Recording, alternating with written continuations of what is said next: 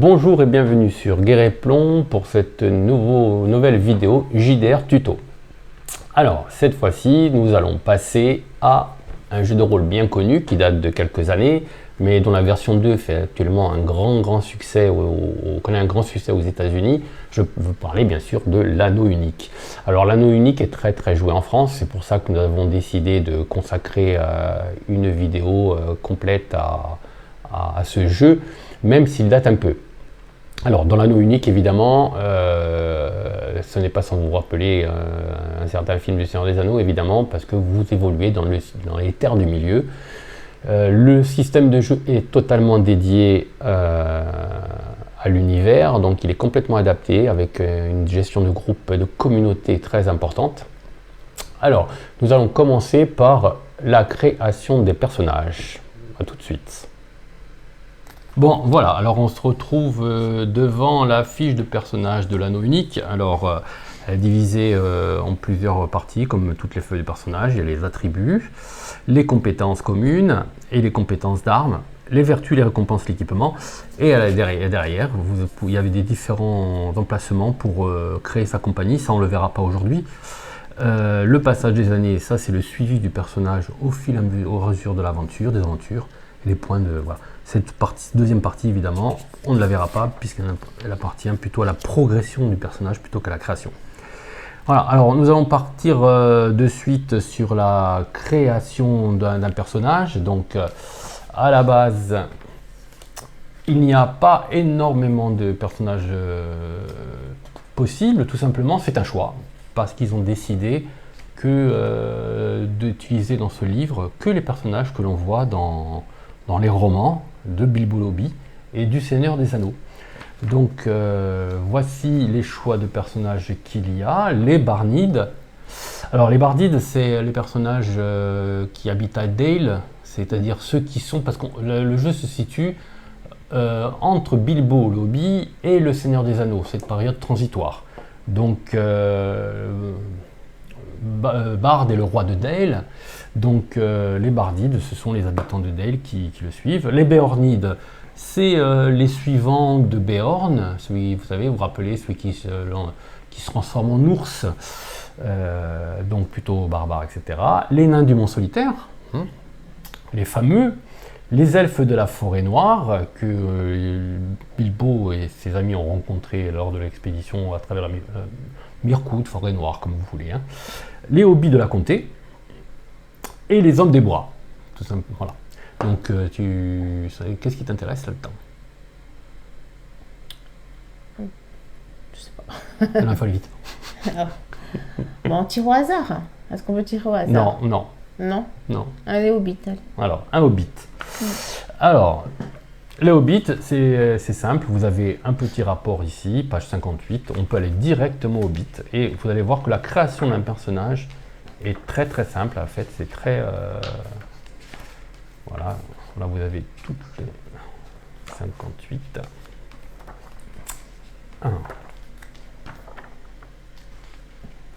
Alors, voilà, les hobbits de la Comté, vous avez l'explicatif de ce qu'est un hobbit de la Comté avec des illustrations, le niveau de vie du hobbit qui est prospère.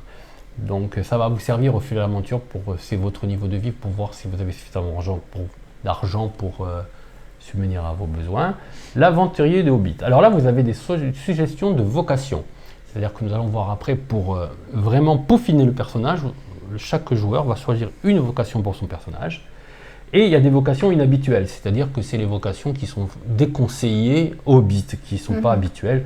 Alors là, vous avez évidemment tueur. Alors ils précisent, les Hobbits sont du genre raisonnable et modéré, peu sensible à la notion de vengeance. Voilà. Donc, si vous prenez la vocation de tueur, ce n'est qu'un conseil. Si vous prenez la vocation de tueur pour Hobbit, sachez que ce n'est pas très habituel. Toutes les autres vocations présentes, c'est chasseur de trésors, vagabond. Voilà. Ça, c'est vraiment la plupart du temps, quand un aventurier, vous croisez un aventurier Hobbit, il est soit chasseur de trésors, soit vagabond, soit les deux en même temps. C'est qui est souvent le cas. Voilà. Alors, là, vous avez leur opinion vis-à-vis des autres classes de personnages, d'accord. Les avantages culturels, Voilà, vous dites bon sens de Hobbit. Donc, alors l'avantage de Hobbit, c'est chaque personnage Hobbit présent dans le groupe augmente la valeur de la communauté de la compagnie d'un point.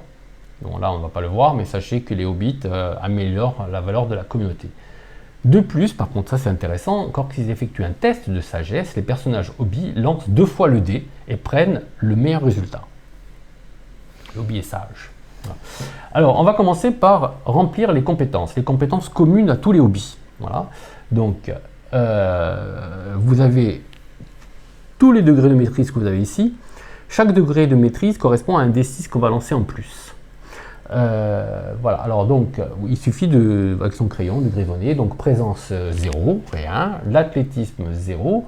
La vigilance 2. Donc, tu peux biffer 2 cases. Voilà. Okay. La vigilance 2. L'exploration, rien. Le chant 2.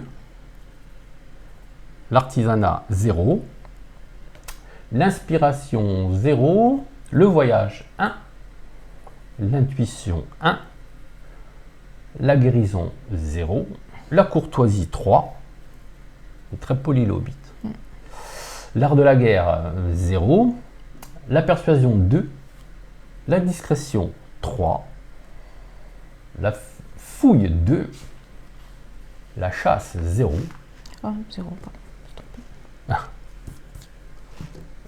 L'énigme 2, connaissance 0. Voilà. Ensuite, il y a les compétences d'armes. Dessous, alors là, par contre, le Hobbit, c'est pas un grand guerrier. Donc, il faut qu'il choisisse. Il y a 2 listes. L'épée courte, l'arc et la dague, ou l'arc, l'épée courte et la dague. En sachant que celui qui est souligné, c'est l'arme favorite, en gros. L'épée courte. Donc, épée courte, tu soulignes épée courte. Faut que j'écrive. Alors tu l'écrives, ouais, épée courte. C'est 2. L'arc, c'est 1. Et la dague, c'est 1. Après, il y a des spécialités. Alors, les spécialités, il faut choisir 2 traits dans les spécialités. D'accord ? Je crois que les traits, alors groupe de compétences, les traits c'est derrière. Si on les note, compagnie, phase de communauté, alors les traits, je ne sais pas sur la fiche de perso, ils ont prévu de les noter. On revient.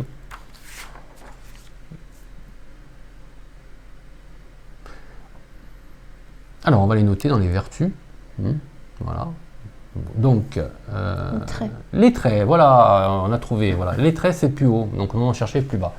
Donc, il faut que tu choisisses 2 traits parmi les suivants. Soit conte, cuisine, fumée, herboristerie, jardinier ou troglodyte. Qu'est-ce que tu as dit, pardon ? Conte, cuisine, fumée, herboristerie, jardinier ou troglodyte.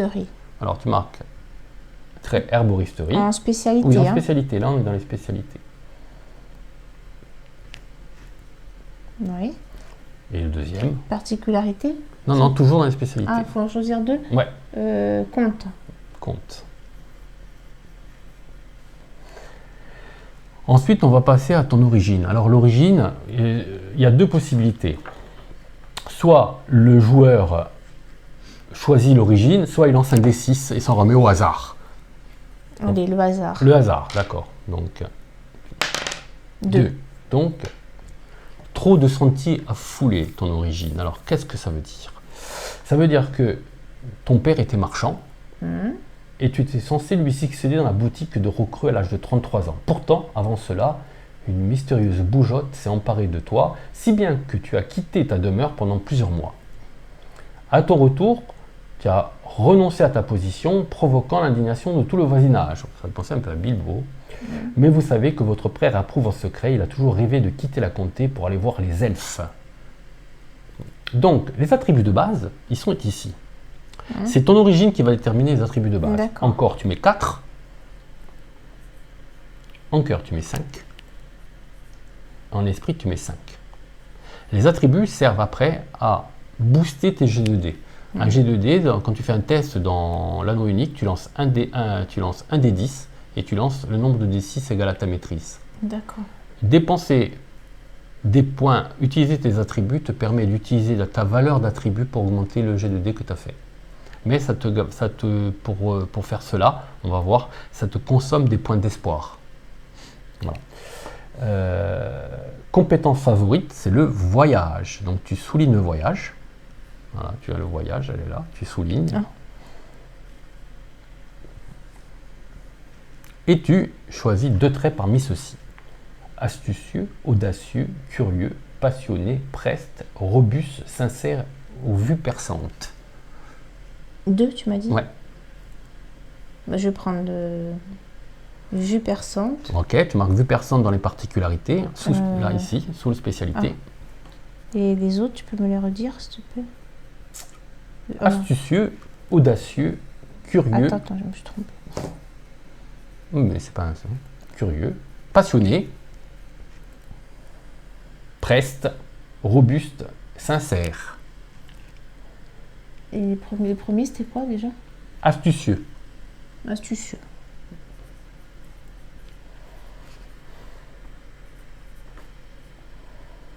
Bon, là on va passer puisque c'était justement...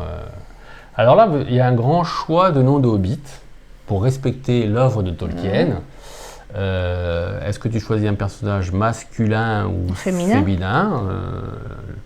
Je ne sais pas. Là déjà, tu peux marquer Hobbit de la Comté. Hein. Niveau de vie prospère aussi.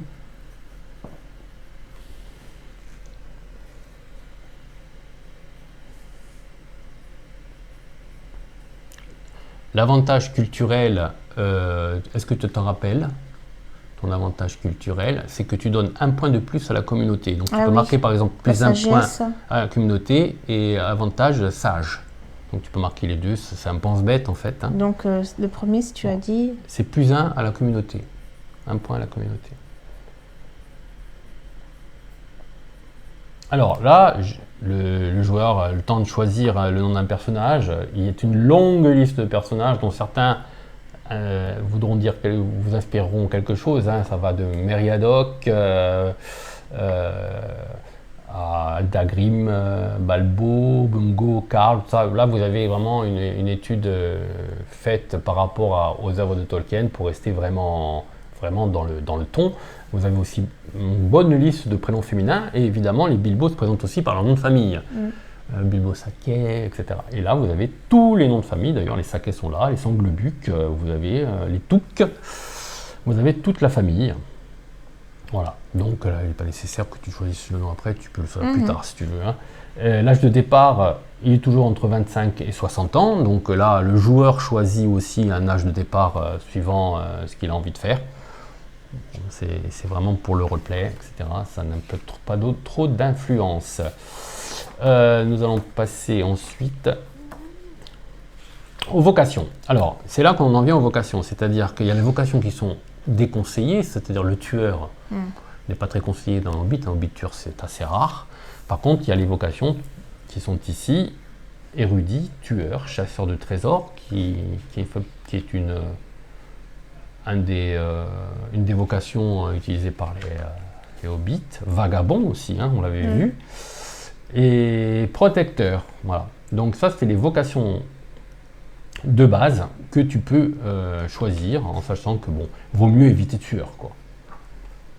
Vagabond. Le vagabond. Alors le vagabond. Je le marque dans ma vocation. C'est ça. Voilà. Alors le vagabond, vous percevez les merveilles de l'existence dans la terre du milieu malgré la virulence de l'ombre. Chaque coin de terre est une promesse de secret révélé. Vous avez décidé que le moindre vallon ou ruisseau, la moindre grotte sera votre demeure, même fugace, car lorsque l'aube se présente, le nouvel horizon vous dévoile votre prochaine destination. Les groupes de compétences favorites sont coutume et survie. Donc tu peux souligner coutume et survie. Si j'ai coutume, je vais survie. Ouais. Et voilà. Ça, c'est les groupes de compétences favorites. D'accord. Un trait supplémentaire, c'est le folklore. Donc tu peux rajouter le folklore dans les spécialités. Les traits. Pas, hein. Non, tu le rajoutes.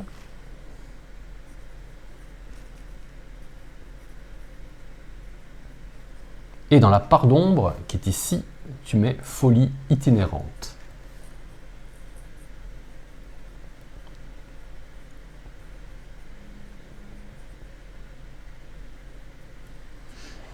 Alors là, maintenant, tu vas choisir d'améliorer certains attributs, en sachant que tu as des attributs de base et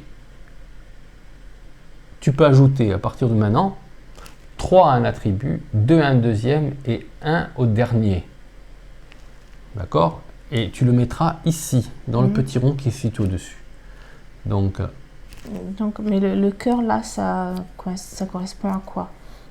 C'est l'âme, c'est la générosité. La générosité, c'est ça. Ouais. C'est pas au niveau physique. Hein? Non, c'est le corps pour le physique. D'accord. Donc, tu as un 3, 2, 1.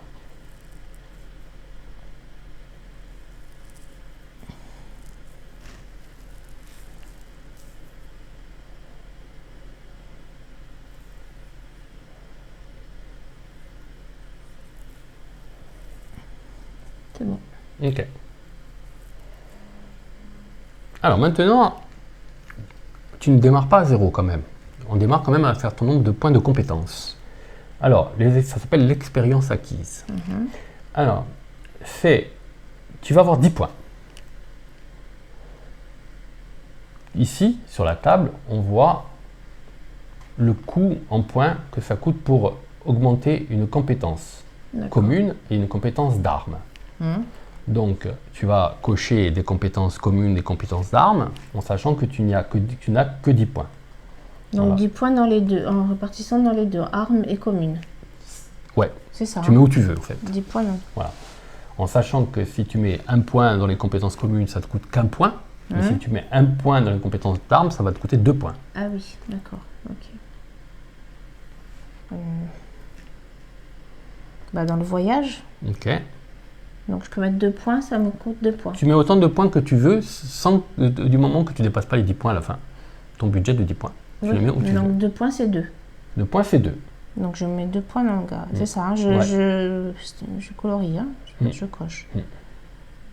Est-ce que je peux mettre là où j'ai rien déjà? Par contre, c'est chaque niveau l'un après l'autre. C'est-à-dire que le premier point te coûte 1 point, le deuxième te coûte 2 points.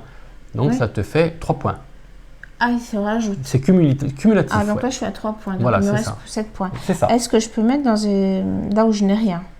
Tu peux mettre là où tu n'as rien, bien sûr. Donc je peux mettre peut-être... Alors, mais si je mets 1 point dans guérison par exemple, là ça me fera que 4. Donc je serai à 4 points ou ça va me faire plus? Non, tu as peut-être 1 point dans guérison, ça te coûte 1 point. 1 point, donc là je suis à 4 points. Ouais. Quand il parle de connaissances, c'est connaissances générales? Oui, c'est général. Quand tu veux faire un jeu de connaissances. Exploration, donc 5 points, quand même. La présence, c'est-à-dire? C'est la présence vis-à-vis de l'autre, c'est-à-dire sa façon d'être dans l'attitude. En gros, le charisme et la façon de connaître les formules de politesse, tout ce genre de choses. Quand tu te présentes à quelqu'un, c'est souvent des gestes de présence, des tests de présence. D'accord. Donc, mais comme je suis vagabond, j'y connais pas grand-chose, hein, normalement. Mais j'ai une éducation. Ça me fait 6. 6, en épée courte, 1 point. Donc 1 point, ça fait 2. Ah oui, c'est vrai. Donc je suis à 8, il me reste 2 points. Ouais. Je vais peut-être mettre en chasse. Et en conte folklore, inspiration. Et inspiration, ça peut être... Inspiration, c'est équivaut à quoi? L'inspiration, c'est en fait, c'est ton 6e sens, en gros. Ouais. Voilà, je suis à 10. Voilà, une fois que tu as fait ça, tu as ton personnage qui n'est pas tout à fait fini, puisqu'on va parler maintenant de deux compétences, de 2 aspects qui sont importants. Ça s'appelle l'espérance et l'espoir. D'accord? Donc, l'espérance et l'espoir, l'espoir, tu vas t'en servir tout le long du jeu. Okay. L'endurance, pardon, l'espérance. Pourquoi je dis l'espérance? L'endurance, c'est l'espoir. Donc, l'endurance, évidemment, c'est tes capacités à encaisser les coups, hein, avant de tomber inanimé. Ouais. Et l'espoir, c'est le point que tu vas dépenser justement, qui vont te permettre de dépenser par exemple des attributs pour améliorer un G2D, etc. D'accord. Donc, L'endurance et l'exploit constituent des ressources personnelles auxquelles les personnages font appel dans les moments difficiles. Les valeurs de départ sont déterminées par la valeur de base de cœur du héros. D'accord? Donc, valeur de base, pas améliorée, donc 5. D'accord? Je le marque Oui, au milieu? Oui, tu peux. Modifié par sa culture suivant la table suivante. Alors, par exemple, tu es un hobbit en endurance, tu ajoutes 16. Alors là, un valeur de départ, c'est là, je me suis trompée. Ouais, c'est là. Après, bon, c'est pas trop grave. Oui. Donc là, ça me ferait 21. Donc, ouais, c'est ça. Et La fatigue. ton espoir, la fatigue, c'est au fil de la partie. Ah, d'accord, voilà. c'est là où on Voilà. note. L'espoir, c'est par rapport. Et ton espoir, c'est 12 en plus, plus le cœur. Toujours le cœur. Toujours le cœur, ouais. 12, ça me fait 17. Alors, la valeur de fatigue, justement, il y a aussi l'équipement que tu portes, en fonction de ce que tu portes, etc. C'est justement, tu vois, par rapport à ton endurance, ce qu'il est capable de porter. Et dans les combats, ça peut avoir une importance, parce que tu peux te fatiguer plus vite si tu es lourdement chargé. Alors, l'équipement de départ, vous avez, par exemple, pour les héros de petite taille, la tiraille de guerre, c'est l'épée courte, la hache, la lance, etc. On ne va peut-être pas le mettre parce que c'est vraiment classique, ça. Ouais, c'est classique. Et puis armure et bouclier, voilà. Donc le héros tout juste crée des buts avec une armure et peut choisir un casque et un bouclier, ok. En sachant que chacune de ces équipements en encombrement qui va influer sur ta fatigue. Ouais. Voilà. Alors, on va passer plutôt c'est ici, à cette échelle, qui est les bonus aux dégâts. D'accord? Donc, quand un personnage réussit à frapper un adversaire, évidemment, il va lui faire des dégâts. Alors, il va lui faire perdre de l'endurance. D'accord? Qui est égal à la valeur de l'arme. Donc, ça, c'est les dégâts de base. Par exemple, ici, tu as l'épée courte qui va faire un certain nombre de dégâts. Mais tu vas avoir aussi un bonus qui est égal à ton corps. Donc, tu marques bonus de dégâts, tu mets ta valeur de corps, 4. Même si c'est à distance? Ah non, tu ne mets pas dans la distance, tu mets dans le gros cercle. Ici. Ah, à distance, c'est le petit, pardon. Voilà. Voilà. Si le bonus a une valeur différente suivant les attaques à distance, il faut le signaler aussi. Voilà. La parade, c'est dessous. Alors, voilà. C'est la valeur en esprit. Ah. Voilà. Mais tu seras amélioré, tu bénéficieras d'un bonus de bouclier si tu décides d'acheter un bouclier, une rondage, peu importe ce que tu veux. Voilà. Voilà. Là maintenant, après il y a les vertus. Et l'armure? L'armure, c'est pareil. Suivant l'armure qu'on a achetée. Exactement. Okay. Voilà. En suivant l'armure que tu as achetée, ça sera toujours par rapport au corps ou le corps? Non, l'armure, c'est la valeur de l'armure. Ah, d'accord. Voilà. La valeur de protection de l'armure, et si tu as un casque, tu le rajoutes. D'accord. Alors, les vertus culturelles, on va aller les voir, c'est un peu plus loin. Les vertus culturelles, c'est l'art de la disparition, aussi dur que la pierre, courageux si besoin, droit au but et petit peuple. On ira les voir un peu plus loin. Ça, c'est les vertus culturelles. Par contre, la vaillance et la sagesse, on va le faire de suite. Tiens, la vaillance et la sagesse qui sont là. Il faut que tu dises dès le début qu'est-ce que tu veux. Quelle est ta priorité? Est-ce que tu préfères quelqu'un de vaillant ou quelqu'un de sage? Sage. D'accord. Donc, à sage, tu mets 2. Et à vaillance, tu mets 1. Voilà.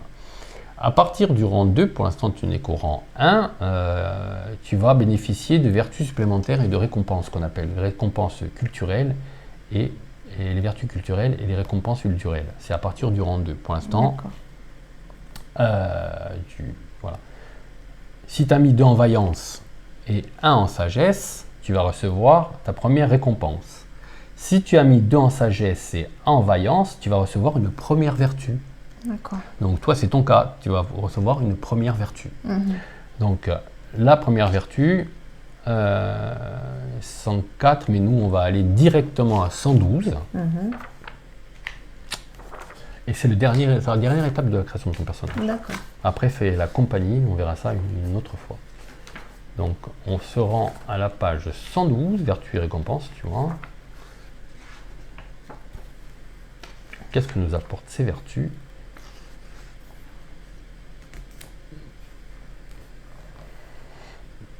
Voilà, par exemple, la vertu, tu as art de la disparition.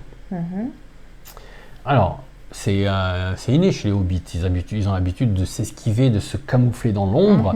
Je résume un petit peu ce qu'il y a, que tu peux te cacher dans un fourré, derrière un truc souterrain. Donc, si tu choisis cette vertu, aucun jet de dé de ne demander, et on considère que vous êtes toujours présent dans la zone, simplement invisible aux yeux des autres personnes. D'accord. Okay. Donc, tu n'as pas besoin de faire de jet spécifique. Voilà. Par contre, si quelqu'un sait que tu es présent, la personne a l'impression que tu as disparu, en gros. Quoi. D'accord. Après, tu es aussi dur que la pierre. Voilà. C'est une résistance aux blessures, en fait. Courageux. Alors, quand tu dépenses un point d'espoir pour faire appel à un bonus d'attribut, comme je t'ai expliqué, quand tu fais un test, tu annules tous les malus imposés par les états d'épuisement. D'accord. Voilà. Droit au but. Quand vous effectuez une attaque à distance, vous pouvez lancer le dé de destin 2 fois et prendre le meilleur. Petit peuple. En dehors des combats, vous gagnez le trait petit et vous pouvez l'activer en utilisant les règles normales. Voilà. Donc là, il faut que tu choisisses une des vertus. Disparition, l'art de la disparition. Alors, tu mets art de la disparition dans ta vertu. Pour l'instant, de récompense, tu n'en as pas parce que tu n'es qu'un de vaillance. J'ai compris.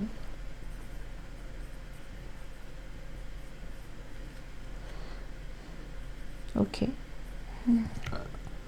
Ben voilà, on a fini le personnage. Et ici, on voit qu'il y a des trucs supplémentaires. C'est lors des combats, l'épuisement, la mélancolie et le blessé. Mélancolie, c'est quand on aura des tests liés à l'esprit, la folie, etc. Blessé, parce que certaines fois, quand on prend des dégâts et que c'est le système, la mécanique de jeu, on la verra dans la reproduction du combat, la mécanique de jeu est assez simple. En général, quand on frappe quelqu'un, on lui met des points d'endurance, sauf si on réussit des jets spécifiques qui le blessent. Et là, on peut être blessé. Voilà. Ben voilà, nous avons vu en long, en large et en travers la création d'un personnage de l'anneau unique. La prochaine vidéo sera consacrée à la création de la communauté. Voilà. À bientôt. Au revoir.